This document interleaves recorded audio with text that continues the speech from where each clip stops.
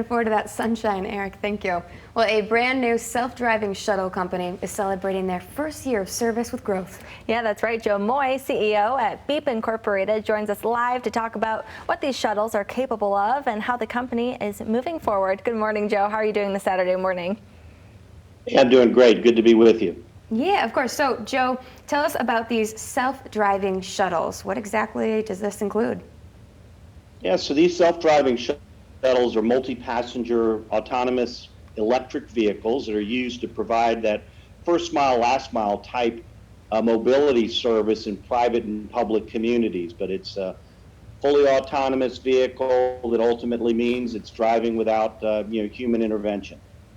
Now, we've seen some things like this similar, but I understand that there's actually being COVID-19 samples being used to transport with the service.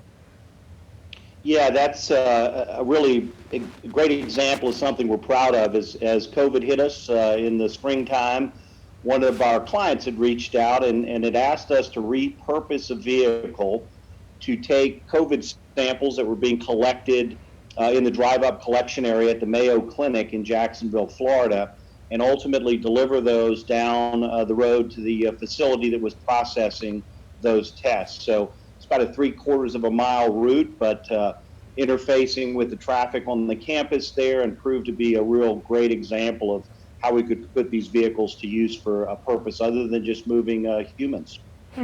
Autonomous vehicles, robots is something that we've been seeing more and more in the news. Where do you guys have these shuttles right now, and where are you hoping to bring them in the future? Yeah, so we've got 7 deployments across the state of Florida, where we've got a project going on in Wyoming and Arizona. So we're expanding quite aggressively across the U.S., which is our primary market focus.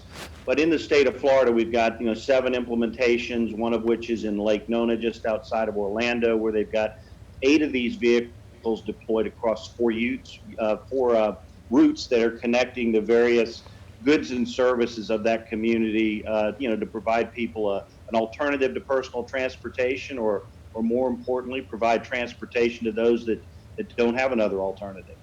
Yeah, now one thing I do want to know is this creating new jobs in areas that you guys are located? Yeah, it really is. It's certainly, when you think of removing the human component from a vehicle, the natural reaction is that we'd be decreasing labor or jobs. But the reality is, with some of the work that we're doing to build out a command center, which is a centralized monitoring station where all these vehicles, the video and telemetry data is monitored and managed, as well as the obvious investments in research and development, where we're improving these platforms every day. In fact, one of our suppliers is based right there in Saline, Michigan. So Michigan has taken a real leadership role in advancing the development and use of these platforms as well. Interesting.